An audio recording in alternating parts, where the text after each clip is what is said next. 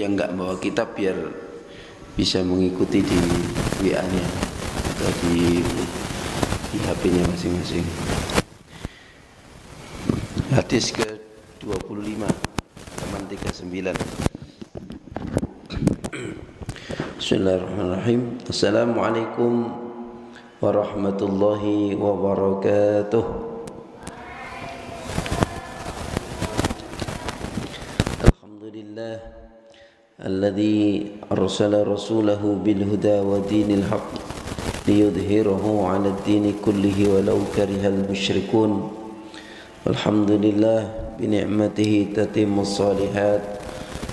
Wassalatu wassalamu ala Rasulillah wa ala alihi wa ashabihi wa man walah. La haula wa la quwwata illa billah, amma ba'd.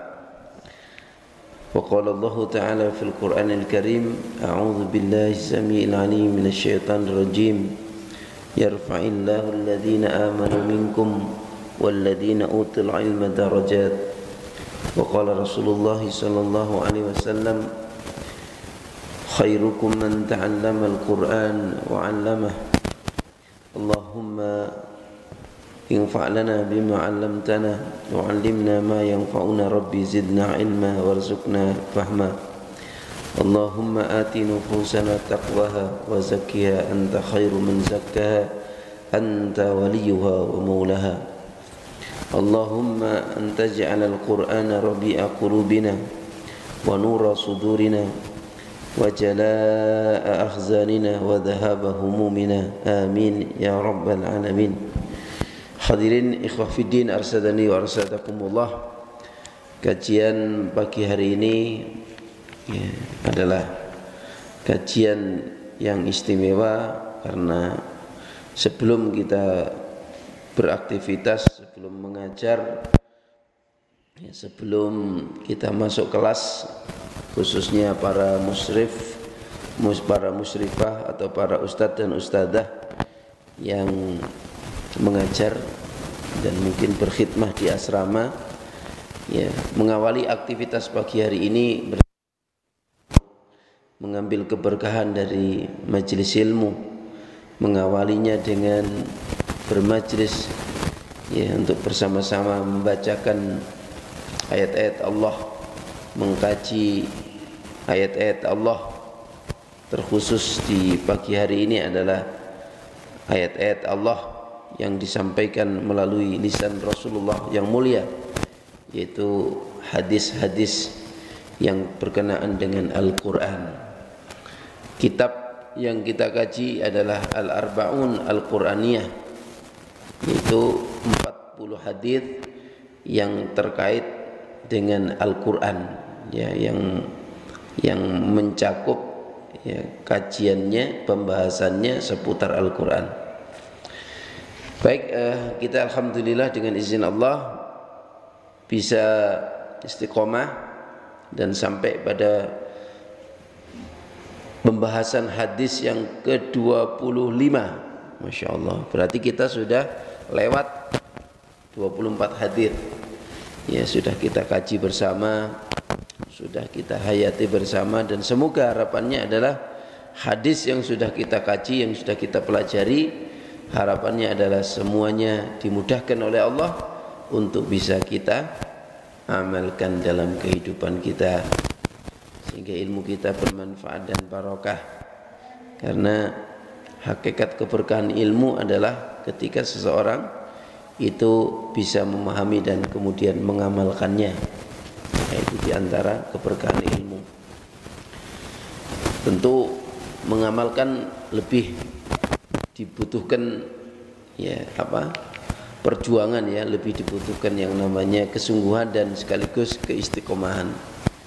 Jadi kualitas mengamalkan ilmu itu tingkatannya lebih tinggi daripada memahami ilmu itu sendiri.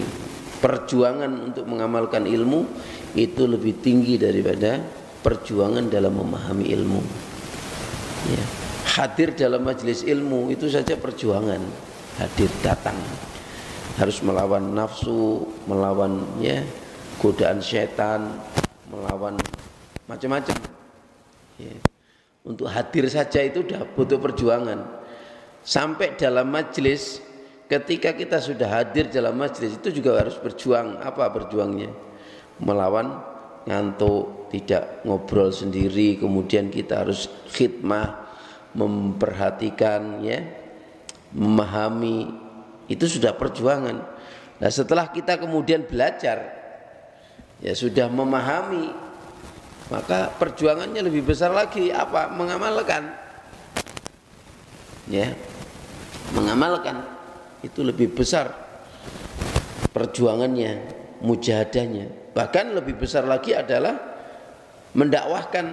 Nah, ini lebih besar lagi. Maka Al-Imam Ibnul Mubarak menjelaskan, sesungguhnya inna awwalal ilmi an-niyatu, sesungguhnya awal untuk mendapatkan keberkahan ilmu adalah an-niyatu, niat. Harus niat, tekadnya harus kuat, niatnya harus tulus, ikhlas lillahi ta'ala semuanya, ya, baik ustadz, baik, ya, muallim ataupun, ya, jamaah atau tilmid atau tolib, ya, yang mencari ilmu, semuanya harus ikhlas. Ya. Ala inna awwalal ilmi an-niyatu, niat pertama. Tsummal istima'u, kemudian memperhatikan, memberikan perhatian yang baik, yang penuh. Tsummal istima'u, tsummal fahmu. Yang ketiga, berusaha untuk memahami. Ini berat kan? Ya, memperhatikan, memahami. Tsummal amalu, kemudian mengamalkan, melamal. Tsummal khifdzu, kemudian menghafalkan. Habis diamalkan itu, kalau cukup di situ, sudah lumayan, ini sudah bagus. Ya, makomnya sudah mengamalkan ilmu. Tapi di sini dituntut lagi tsummal khifdzu, suruh hafal. Wah, ini berat ini. Ini makomnya enggak sembarang orang ini. Kekuatan menghafal, ilmu dihafal. Ya. Setelah dipahami, diamalkan, dihafalkan. Tsumman nasyru, kemudian mendakwahkan, menyebarkan. Itu ada 6 tingkatan, ya, untuk mendapatkan ilmu menurut, ya, Al-Imam Ibnul Mubarak, ya, Ibnul Mubarak seperti itu. Kalau Ali bin Abi Thalib untuk mendapatkan ilmu itu syaratnya ada 6 juga. Ala la tanalul ilma illa bisittatin saumbika amma jamu'iha bi bayanin. Pertama, dukain, harus cerdas, wa khirsin, semangat, wa bulghatin, punya modal, ya. Jadi dukain wa khirsin, dukain wa khirsin, ya, wa bulghatin, terus wastibarin, ya, fa irsyadu ustadin wa tuli zamanin, ya, di situ urut-urutannya. Kalau Ali bin Abi Thalib. Kalau Ibnul Mubarak tadi, yang pertama itu an-niyatu, tsummal istima'u, tsummal fahmu, tsummal amalu, tsummal khiddu, tsumman nasyru. Masyaallah. Nah, kita berupaya paling tidak sampai makom al-amalu itu sudah bagus, ya. Sudah punya niat yang baik, ya, ikhlas karena Allah, semangat dalam menuntut ilmu, punya niat, punya tekad kan. Yang kedua, kemudian memperhatikan ketika dalam majelis ilmu. Yang ketiga, kemudian kita berusaha memahami apa yang disampaikan ilmu itu. Kemudian yang keempat adalah kita mengamalkan. Oh, itu sudah level keempat, itu sudah bagus, top, guys. Nah, mau jadi ulama ditingkatkan, naik levelnya, grade-nya ditingkatkan. Kalau mau jadi alim, jadi ulama, atau jadi santri yang berkualitas, khifat, nah, hafalannya ditingkatkan. Karena kekuatan ilmu itu di situ. Ya, kemudian suman nasyatlah, didakwahkan, jadi mujahid, jadi alim mujahid, gitu. Kalau mendakwahkan, wah, itu luar biasa itu. Memperjuangkan sampai mati, sampai ilmu itu tegak, sampai Islam itu tegak, syariat itu tegak. Wah, itu Itu makomnya itu udah luar biasa. Makanya ada dulu alim mujahid ya, Syekhul Islam Ibnu Taimiyah, alim mujahid, mantap dia ya. Ya. Baik, kita akan baca terlebih dahulu ya, langsung masuk materi. Silakan diikuti. Al hadithul khamisu wal ishruna fadlu hafidhil qur'ani wa ma lahu minal ujuril azimati. Masya Allah, itu babnya ya. Hadis yang ke-25, apa judulnya? Keutamaan orang yang hafid Quran. Hafid Quran. Ya Allah, oh kita belum hafid Quran. Nah ini nanti termotivasi, mudah-mudahan walaupun nanti belum 30 juz, yang penting terus ya ditambah terus, dekat sama Quran, kemana-mana berinteraksi dengan Quran, dekat sama orang yang hafid Quran, cinta sama para penghafal Quran. Yes. Ini keutamaannya ada khusus hadis ini. Fadlu hafidul Quran, keutamaan orang yang hafid Quran, wa ma lahu minal ujuril adimah, dan sesuatu yang ada padanya dari pahala-pahala yang besar. Maksudnya plus pahalanya. Keutamaan orang yang hafil Quran, orang yang hafid Quran plus pahalanya. Baik, saya baca hadisnya, diikuti. Bismillahirrahmanirrahim. An Buraidata radhiyallahu anhu qala kuntu jalisan 'inda an-nabiy sallallahu alaihi wasallam fasami'tuhu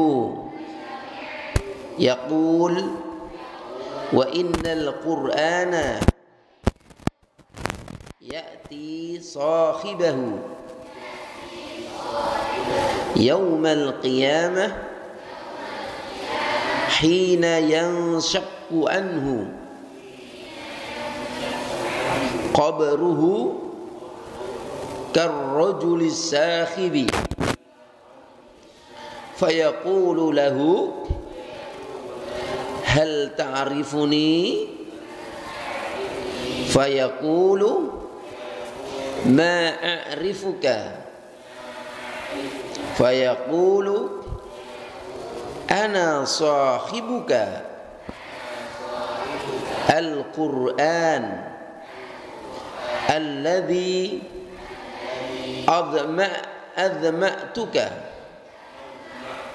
adma'tuka bil hawajiri wastahartu laylaka wa inna kulla tajirin min wara'i tijaratihi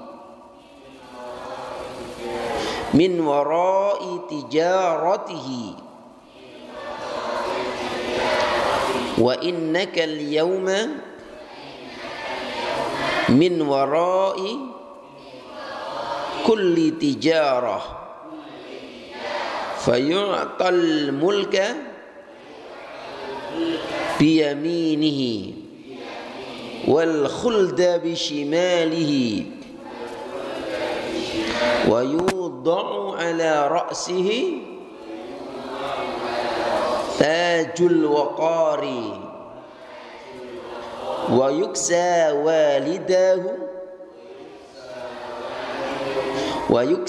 walidahu hullataini la yuqawwamu lahuma ahlud dunya fayaqulani bima kusina hadha fayuqalu lahuma bi akhdhi walidikuma al-Qur'ana thumma yuqalu Iqra was'ad fi darajil jannati wa ghurafiha fahuwa fi su'udin ma dama yaqra'u hadda kana aw tartila.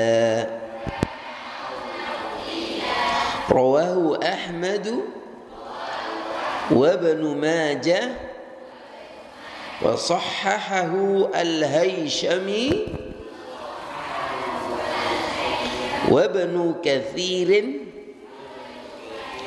fi tafsirihi was-Suyuti wal Albani fi silsilatis sahihati. Masya Allah, panjang hadisnya ya, panjang ya. Baik ya, karena panjang ini udah tidak usah ada yang baca, cukup tadi bacaan kita bareng-bareng, nanti tinggal penjelasannya saja insyaallah. Baik ikhwah sekalian yang dirahmati Allah Subhanahu wa taala, tadi hadis ini tentang apa? Keutamaan orang yang hafal Quran plus dan pahalanya. Pertanyaannya adalah, ya, kita ini punya cita-cita pengen hafal Quran betul? Pengen, walaupun perlu berproses, walaupun ya dimulai dari ya bertahap, dari tahapan dari mulai belajar tilawah gitu ya, ditaksin dulu bacaannya biar bagus ya, meminimalisir kesalahan, jangan sampai ada kesalahan dalam baca Quran itu, kesalahan yang bersifat al-khata' al-jaliyah, kesalahan al-khata' al-jali, kesalahan yang fatal, yang terang. Tapi kalau ada salah ya mungkin yang tidak jali, artinya masih ditolerir tuh. Masya Allah, itu aja ada perjuangannya belajar tahsin ini. Ya Allah, itu harus istiqomah ajak sampai 30 juz bacaannya sampai benar, dan harus disimak supaya tidak merasa benar sendiri. Kadang kalau kita belajar Quran saja, tahsin saja, itu kalau nggak ada yang nyimak koyoi bener kabeh, wis merasa bener. Tapi kalau bitalaki, maka standar belajar Quran itu memang betul bitalaki, nggak bisa itu. Karena Nabiullah Muhammad SAW itu belajar langsung talaki dari malaikat. Allah menurunkan dengan perantara malaikat. Ya, Nabi Muhammad bahkan setiap Ramadan itu talaki. Talaki itu duduk berdua gini, dengkul ketemu dengkul. Ngaji loh, Rasulullah setiap Ramadan khataman sama malaikat Jibril. Masya Allah. Sehingga namanya talaki itu gimana? Ya malaikat Jibril mengucapkan diikuti, itu talaki. Sehingga bacaan Nabi Muhammad itu benar persis bagaimana bacaan Jibril. Iqra, iqra. Bismi rabbikal ladzi khalaq. Bismi rabbikal ladzi khalaq. Itu namanya talaki. Ya, atau kita baca disimak sama syekh atau sama ustadz, disalahkan, ditaskih nanti. Oh ini salah, berhenti, suruh benarkan dulu. Itu aja perjuangannya luar biasa ya. Maka kita nggak boleh ya meninggalkan majelis itu. Nah, kita harus ada kegiatan majelis tahsin. Masing-masing harus belajar sama siapa ya, dianggap di sini yang paling bagus tahsinnya siapa, atau ya belajar di situ. Ya, atau cari partner teman boleh, yang dikira, yang dianggap dia lebih fasih, lebih bagus tahsinnya. Kita supaya nanti dapat ya dapat ilmu, dapat pembenaran. Artinya bukan pembenaran, maksudnya dapat nanti Taskhih itu ya semacam pembenaran ketika kita salah itu ditaskhih gitulah. Itu yang pertama.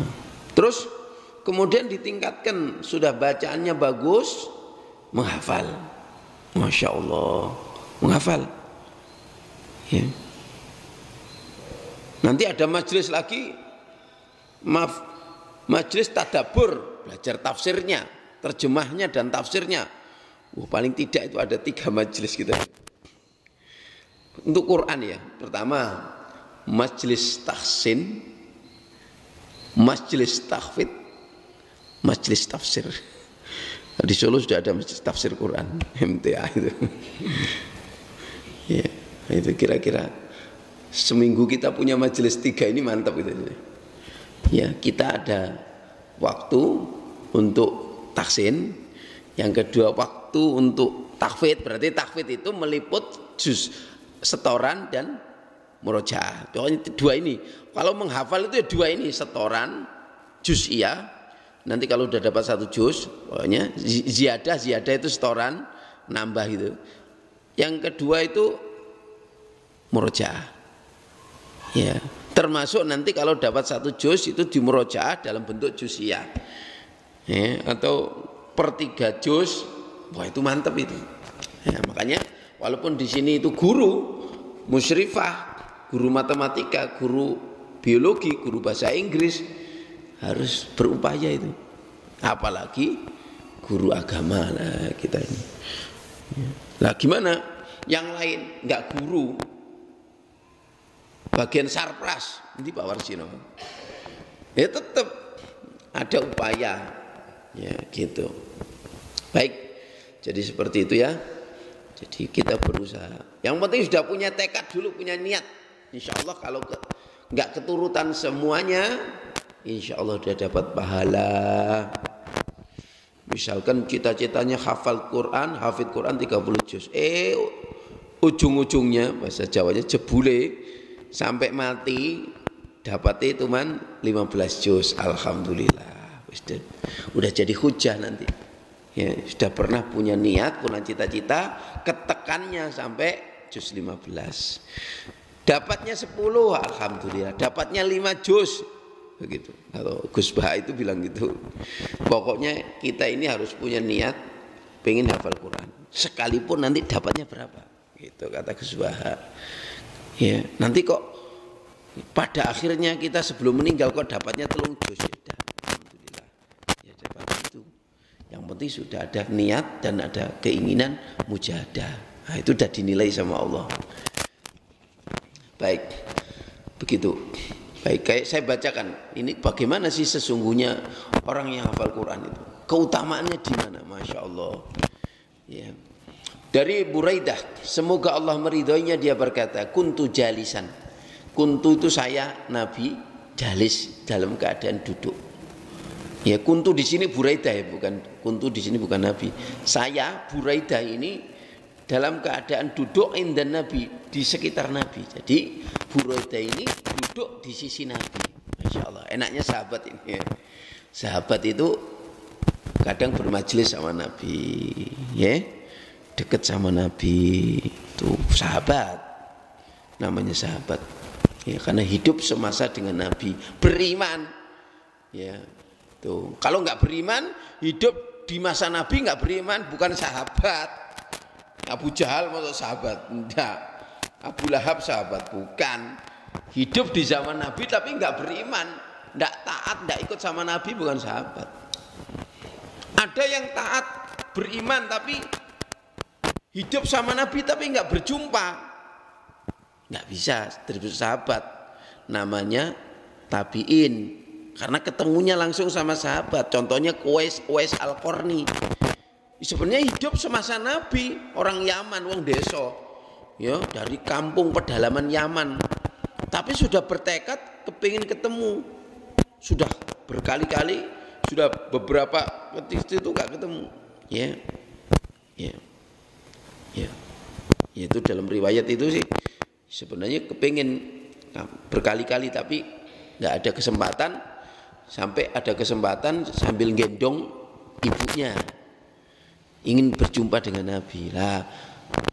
Kesempatan itu ternyata tidak ditakdirkan, belum ditakdirkan ketemu sama Nabi. Akhirnya pulang lagi.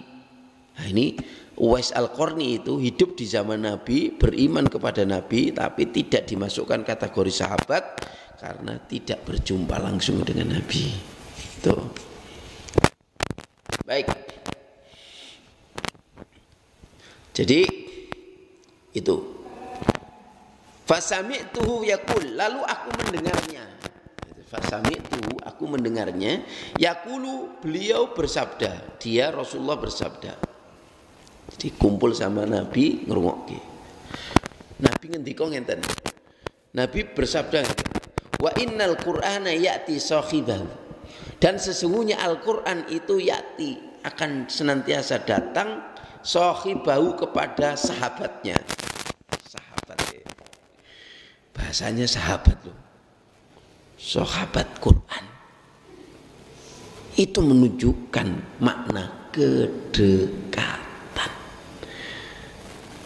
Kalau kita ini hari-hari nggak pernah lepas sama HP, namanya sahibul hatif, sahibul jawal, atau sahibu gadget, atau sahibu setan gepeng.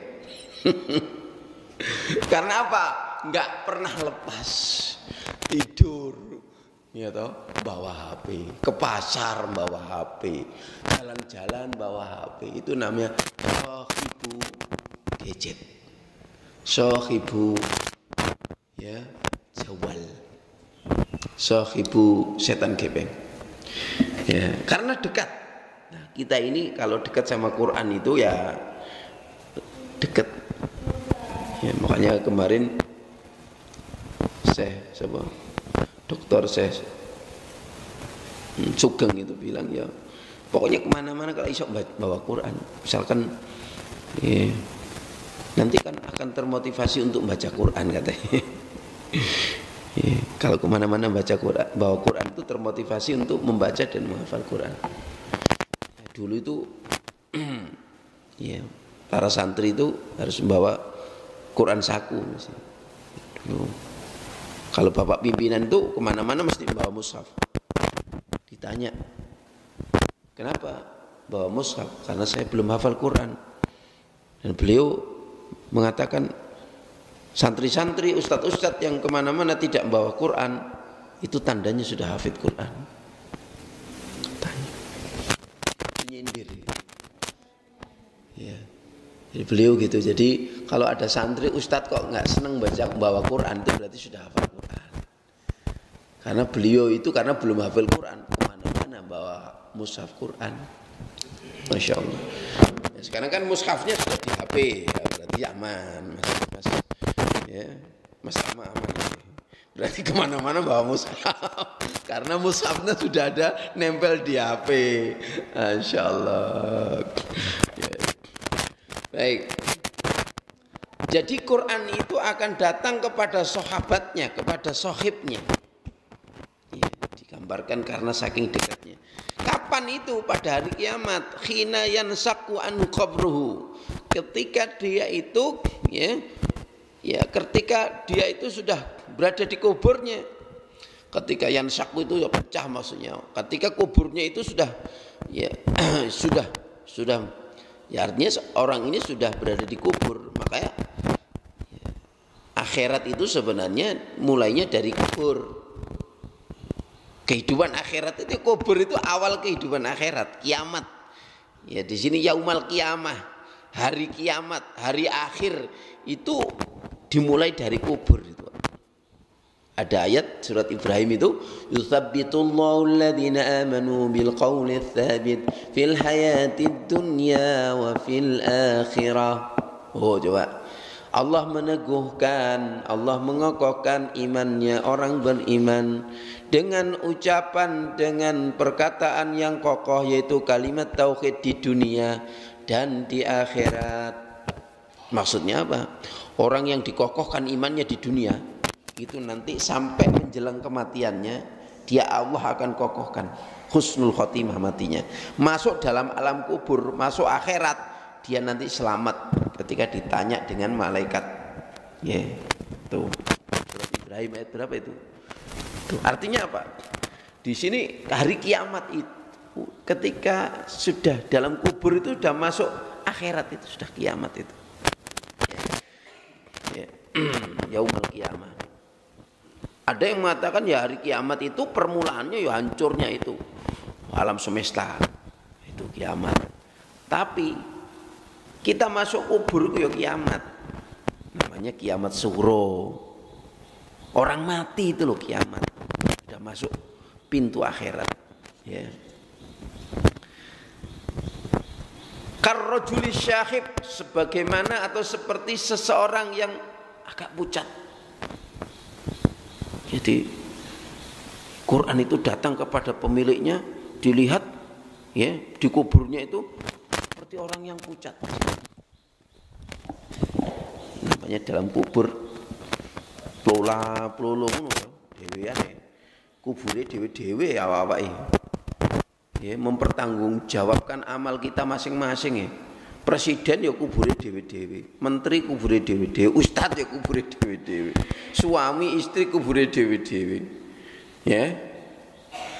Silakan saiki orang yang neko-neko itu loh, yang wani melecehkan syariat lah, kubure dhewe-dhewe, urusane dhewe-dhewe. Ya. Ya. Kalau kita ya harus hati-hati. Ya, ada orang sekarang itu ya Allah ya menjelek-jelekkan syariat, menjelek-jelekkan Islam. Kok nggak takut nanti kuburannya kan? Ya. Nanti kuburannya sendiri-sendiri. Lah nanti itu seperti orang yang pucat, fayaqulu lahu. Lalu dia berkata kepadanya, ahli kubur tadi bilang, seorang yang dalam keadaan pucat ahli kubur itu bilang, hal ta'rifuni, apakah kamu mengenal aku? Hal ta'rifuni.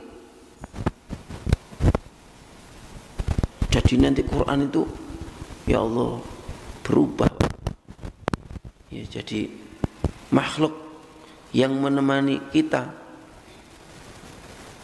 Fayaqulu ma'arifuka. Lalu dia menjawab, tidak, aku tidak mengenal kamu. Siapa kamu? Ma'arifuka. Fayaqulu, lalu dia berkata, Quran ini berkata, ana sahibuka. Loh, aku koncomu di sini. Ana sahibuka. Saya sahabatmu. Siapa? Apa? Mas Wahyu, gugu. Pak Warsino, gugu. Ana sahibuka. Saya sahabatmu yang dulu di dunia yang sangat dekat, yang kemana-mana kamu bawa, yang kemana-mana kamu baca, yang kemana-mana kamu sampai rela kamu haus, kamu rela sampai begadang malam iku lho. Apa? HP, gugu. Al-Quran di sini. Ana sahibuka. Saya temanmu. Siapa maksudnya? Al-Quran. Quran toh. Masya Allah. Di dalam kubur ditemani Quran. Masya Allah. Itu kalau punya sahabat Quran. Alladzi azma'tuka, yang membuat saya, yang membuat ya, azma'tuka, yang membuat dhama'ah itu aus dahaga ya, dari kehausan bil hawajir. Direwangi dulu saya haus-haus itu, maca Quran sampai direwangi yo kadang poso barang kuwi, kehausan. Wastahartu lailak, yang saya dulu pernah begadang malam itu, tak rewangi enggak turu kuwi. Di waktu malam itu sampai jam 10 malam ngaji kuwi, sampai jam 11 sampai jam 12 kuwi. Masya Allah. Iya itu Quran yang hampir setiap hari kita tidak pernah lepas dari Quran, sampai direwangi ngelak poso tetap maca Quran ya, khataman Quran, menghafal Quran siang malam ya. Makanya kan kita bermohon kepada Allah, warzuqna tilawatahu ana al-laili wa atraf atrafan nahar. Dua. Ya Allah, karuniakanlah kepada kami ya Allah rizki, ya Allah rizki. Apa bentuknya? Membaca Quran. Warzuqna tilawatahu ana alail, saat-saat malam, wan nahar, saat-saat siang. Ya. Wa atrafan nahar. Ya malam ya sempat ngaji, pagi siang sempat ngaji. Itu rezeki. Ada orang yang malamnya bisa ngaji, siangnya nggak bisa ngaji. Ada yang siangnya pas siang gini sok ngaji, malam nggak sempat ngaji, ngantuk langsung turu. Tapi kalau dua-duanya rezeki, ya. Warzuqna tilawatahu ana alaihi wa atrafan nar. Mudah-mudahan para musyrifah, para ustadzah sesibuk apapun masih sempat tilawah, baik di siangnya maupun di malamnya. Amin ya rabbal alamin. Terus dilanjutkan ceritanya. Ana sahibukal Quran alladzi atma'tuka bil hawajir wastahartu lailak wa inna kulla tajir min wara'i tijaratihi. Dan sesungguhnya setiap pedagang, tajir itu ya pedagang. Ya, tajir itu ya contohnya ya pedagang itu ya Abdurrahman bin Auf itu sahabat. Min waraihi tijarati, di belakang pedagang itu ada tijarah, perdagangan macam-macam sing didol. Kayak Mas Rama ini misalnya tajir, murine apa? Sembarang kalir. Ya rosokane mobil didol. Ya toh, kurma didol. Sembarang kalir, namanya tijarah. Ya, tajir itu ya begitu. Di belakangnya itu ada tijarah. Wa innakal yaum, dan sesungguhnya kamu hari ini min warai kulli tijarah. Di belakangmu hari ini kamu kan sahibul Quran. Ya, di belakangmu itu segala macam tijarah. Perdagangan oke. Masya Allah. Hari ini karena kita dulu dekat sama Quran, wis ngapal ke Quran, sibuk dengan Quran. Wah, di akhirat dikubur ya. Di belakang kita itu segala macam bentuk tijarah. Fayu'ta al-mulk. Kamu dikasih kerajaan biyaminihi, di tangan, di sisi kanannya. Yamin itu kanan. Hari ini kamu dikasih kerajaan di tangan. Wal khuld bishimali, dan diberikan karunia kekekalan hidup. Khuld di sebelah kirinya. Wa yudau ala ra'si taj al-waqar, dan diletakkan di atas kepalanya mahkota kemuliaan, tajul waqar, mahkota. Wa yuksa walidahu, dan dipakaikan walidahu kepada kedua orang tuanya, dipakaikan kepada orang tua. Khullatain tadi, ya. Dan orang tuanya juga diberikan oleh Allah khullah. Khullah itu dua gelang, ya mahkota juga, ya. Khullatain, dua gelang, ya. Termasuk bagian dari mahkota ini, mahkota kemuliaan, tapi bentuknya khullah. La yuqawwamu lahuma, yang tidak bisa diangkat saking beratnya, saking bernilainya. Ya. Lahuma ahlul jannah, ahlu dunia, penghuni dunia atau penduduk dunia. Jadi dua khullah ini tidak bisa yuqawwam, didirikan, ditegakkan atau diangkat. Pada keduanya, pada khullatan itu ahlul dunia, penduduk dunia ini tidak bisa ngangkat. Fayaqulan, lalu kedua orang tuanya ini mengatakan, orang tuanya dapat barokahnya loh, karena tadi ada yang hafal Quran. Ya, apa dia bilang? Bima kusina, dengan apa kau pakaikan kepada kami hadza ini? Orang tuanya bilang, loh, Apa yang menyebabkan kau pakaikan kepada kami hadza ini, mahkota ini? Fayuqalu lahum, lalu dikatakan kepada keduanya, kepada kedua orang tuanya, bi akhdi walidukuma al-Qur'an, disebabkan kamu mengambil bagian mendidik anakmu berdua dengan Quran. Musyrifah, sampean ini alhamdulillah ya, punya orang tua itu perhatian dengan Quran, disekolahkan di pondok tahfidz Quran. Duh ngono mestinya bersyukur lho. Ya toh, santri ini kok enek sing gak kerasan nduk pondok tahfidz Quran ini. Malah sing dipilih golek pondok sing umum, pondok biasa ya. Nah ini mestinya Masya Allah ya. Ini bersyukur kita ya. Karena apa? Karena ya, orang tua yang punya perhatian, mengambil peran ya, mendidik anaknya itu dengan Quran sehingga anaknya sampai hafal Quran, itu orang tuanya pun juga dapat kemuliaan karena sebab dia mengambil bagian, kata hadis, bi akhdi walidikuma al-Quran. Walaupun toh senajan bapak ibu ora hafal Quran, toh enak toh, gitu. Tapi dia berkontribusi, memberikan perhatian, disekolahkan anaknya biar hafal Quran, dipatoske biayanya, dicarikan nafkah biar anaknya hafal Quran. Mungkin bapak rela, wis aku gak duwe apa-apa, gak apa-apa wis.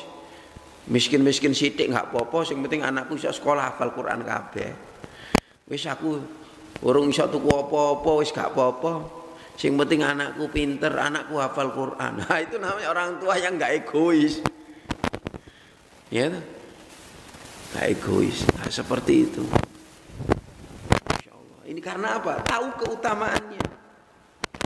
Terus tsumma yuqal, kemudian dikatakan iqra was'at, baca. Was'at dan naik. Insyaallah, karena anaknya hafal Quran suruh maca. Iqra was'at, ayo wacon dan naiklah fi darajil jannah, di dalam derajat surga. Darajah itu darajatun. Di dalam derajat surga, wa ghurafiha, dan kamar-kamar surga. Ada kamar-kamarnya, Pak. Surga itu. Wa huwa fi su'udin, dan dia terus naik. Dan dia di dalam kenaikan, maksudnya selalu naik, madama yaqra, selagi dia terus membaca, hadza kana au tartila, selagi dia terus membaca Quran, berarti menghafal. Di akhirat juga enek mushaf meneh, maca masuk sini ngapalke. Ya, karena dia itu punya hafalan Quran, naik terus. Iqra di sini maksudnya baca, hafalkan. Iqra bil ghaib, membaca dengan tidak melihat, karena sudah punya hafalan di dunia, moco naik terus, naik, ya. Terus wahwa fi su'udin, dan dia terus naik, madama yaqra, selagi dia terus membaca Quran, hadza au kana au tartila. Hadza itu cepat-cepat, ya, atau dengan pelan-pelan, tartil. Dibacanya ya agak cepat, atau kemudian baca dengan tartil. Masya Allah. Rawahu Ahmad, hadis ini diriwayatkan oleh Imam Ahmad dan Ibnu Majah, disahihkan oleh Haisyami dan Ibnu Katsir di dalam tafsirnya, dan Suyuti, ya, dan serta Imam Albani di dalam kitab Silsilah As-Shahihah. Masya Allah. Baik, saya pikir itu kajian pagi hari ini. Ya, panjang ya hadisnya, untuk memberikan semangat kepada kita sebagai santri, sudah ditakdirkan oleh Allah sebagai musyrif, yang ditakdirkan oleh Allah pernah menjadi santri yang menghafal Quran, walaupun ada yang sudah selesai, ada yang belum selesai, terus berjuang, terus dan terus, ya, sampai kapan? Sampai Allah mentakdirkan kita ya hafal Quran, atau sampai Allah takdirkan pada akhir kematian kita ya tetap bersama Al-Quran walaupun belum selesai hafalannya. Mas Rama, piro tarjete sampai tak durungi mati? Masya Allah, 7 juz, Masya Allah. Pak, Pak Warsino. Masya Allah, Mas Wahyu. Kalau musyrifah sampai selesai nanti. Dilanjutkan, tinggal sedikit. Terus sampai kapan? Sebelum nikah, bagus. Ustaz, saya bercita-cita tidak menikah Ustaz sebelum 30 juz. Oh, top kuwi. Ada musyrifah kemarin begitu. Ada punya tekad katanya sebelum menikah saya selesai 30 juz. Ah, bagus. Ya, yang misalkan sudah menikah tapi belum selesai gimana? Tinggal 10 juz. Totoke. Ya. Cari waktu, atur waktunya, terserah.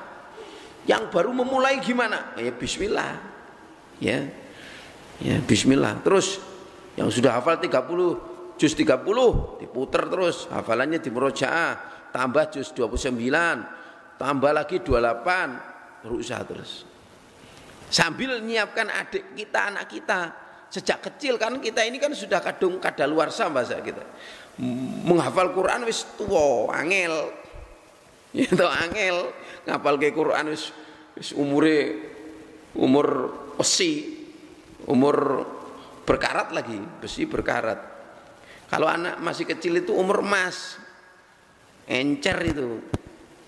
Nah makanya kita ya tetap berproses semampu kita. Kita punya anak generasi harus lebih baik daripada kita. Ayo dekatkan dengan Quran. Makanya kalau bisa ada madrasah Quran, anak-anak ya RQH.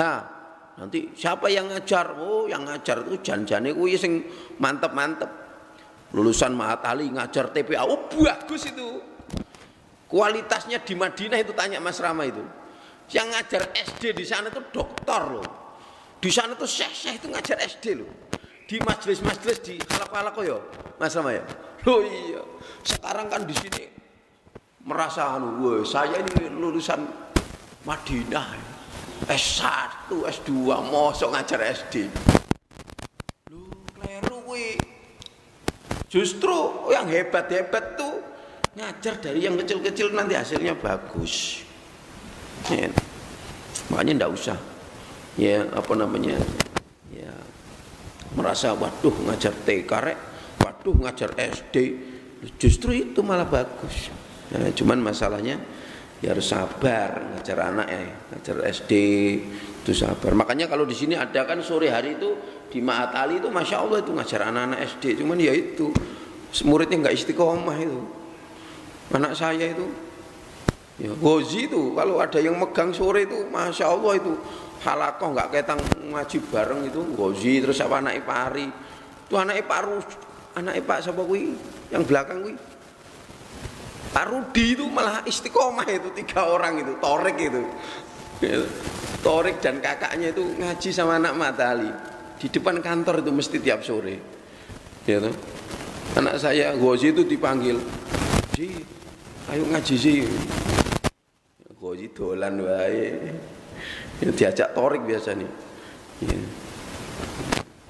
Nah, itu kalau seandainya bisa terus didekati gimana? Ustadzah tak kasih tugas itu. Anak-anaknya ustadz itu loh. Yang kecil-kecil itu kalau sore mungkin hari tertentu diajak ben seneng halako bareng-bareng melaku-melaku ambil moco apa gitu atau dalam halako dikasih permen gitu ben seneng. Ya. Ya nanti kalau butuh dana nanti bisa lapor sama orang tuanya. Ya gitu. Masya Allah. Ya, mumpung masih kecil ya Eman ya. Ya, mumpung masih kecil. Baik, saya pikir itu kajian kita jam 8 tepat, mudah-mudahan bermanfaat. Ini untuk motivasi kita semua agar kita lebih semangat berquran sehingga lebih bersemangat lagi menjadi sahabatnya Al-Quran. Baik, demikian terima kasih. Hadanallahu iyyakum ajmain. Mohon maaf atas segala kekurangannya. Assalamualaikum warahmatullahi wabarakatuh.